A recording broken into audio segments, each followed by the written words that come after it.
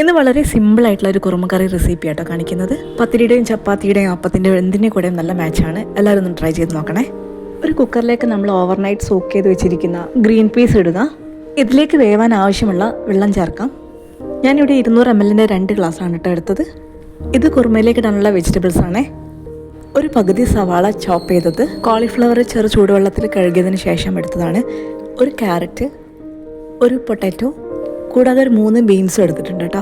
Beans ചെറുതായിട്ടൊന്ന് ചെരിച്ച് കട്ടിയതാണ്. ഇതിനെ ജൂലിയൻ കട്ട് എന്നാണ് കേട്ടോ പറയാം.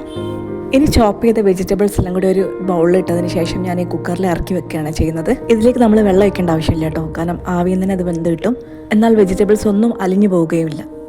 ഇതിലേക്ക് ആവശ്യത്തിനുള്ള ഉപ്പ് ചേർക്കാം. ഇനി കുക്കറിന് മൂടിയിട്ടതിന് ശേഷം ഒരു വിസിൽ ഹൈ ഫ്ലെയിമിലും പിന്നെ ലോ ഫ്ലെയിമിലേക്ക് മാറ്റിയതിന് ശേഷം ഒരു വിസിൽ. ഈ സമയം കൊണ്ട് നമുക്ക് ഇതിലേക്കുള്ള അരപ്പ് റെഡിയാക്കാം.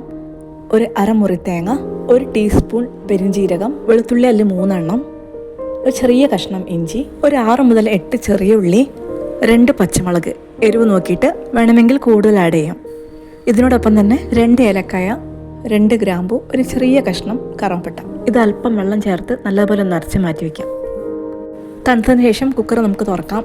ഇതിലുള്ള പച്ചക്കറികളൊക്കെ കറക്റ്റ് വെന്ത് കിട്ടിയിട്ടുണ്ട് കേട്ടോ. ഇത് നമുക്ക് ഇനി ഒരു പാനിലേക്ക് മാറ്റിയതിന് ശേഷം തിളപ്പിക്കാം. ഈ സമയം നമുക്കൊരു ചെറിയ തക്കാളി കൂറ് പോക്കിയതിന് ശേഷം ചെറുതായിട്ട് ചോപ്പ് ചെയ്തതിന് ശേഷം ഇതിലേക്ക് ഇടാം കേട്ടോ. എന്നിട്ടെല്ലാം കൂടി നല്ലപോലെ മിക്സ് ചെയ്തിട്ട് ഒരു 2 മിനിറ്റോളം തിളപ്പിക്കാം. ഇനി ഇതിലേക്ക് നമ്മൾ മാറ്റി വെച്ചിട്ടുള്ള അരപ്പ് ചേർക്കാം. എല്ലാം കൂടി നല്ലപോലെ ഒന്ന് യോജിപ്പിക്കുക. എന്നിട്ട് തേങ്ങ ഒന്ന് തിളച്ച് വരുന്നവരെ ഒന്ന് വെയിറ്റ് ചെയ്യുക. ഈ സമയത്ത് ഉപ്പ് ആവശ്യമെങ്കിൽ ചേർക്കാം കേട്ടോ. ഇനി ഇതിലേക്ക് കുറച്ച് മല്ലിയില അരിഞ്ഞതും അതുപോലെ കറിവേപ്പിലയും ചേർക്കാം. തിളച്ച് വരുമ്പോൾ നമുക്കിതിലേക്ക് 1 ടീസ്പൂൺ വെളിച്ചെണ്ണ ചേർക്കാം. ഓയിൽ ഫ്രീ കുക്കിംഗ് ആക്കണമെങ്കിൽ ഈ വെളിച്ചെണ്ണ ചേർക്കുന്നത് സ്കിപ്പ് ചെയ്യാം. അവസാനമായിട്ട് നമുക്കിതിലേക്ക് 1 ടീസ്പൂൺ കുരുമുളക് പൊടി കൂടി ചേർക്കാം. ഒന്നെല്ലാം കൂടി നല്ലപോലെ യോജിപ്പിച്ചതിന് ശേഷം നമുക്ക് ഗ്യാസ് ഓഫ് ചെയ്യാം. അങ്ങനെ നമ്മുടെ ടേസ്റ്റി കുറുമക്കറി റെഡി ആയിട്ടുണ്ട്. എല്ലാവരും ഒന്ന് ട്രൈ ചെയ്ത് നോക്കൂ കേട്ടോ. അഭിപ്രായം കമൻറ്റിലൂടെ ഒന്ന് അറിയിക്കണേ.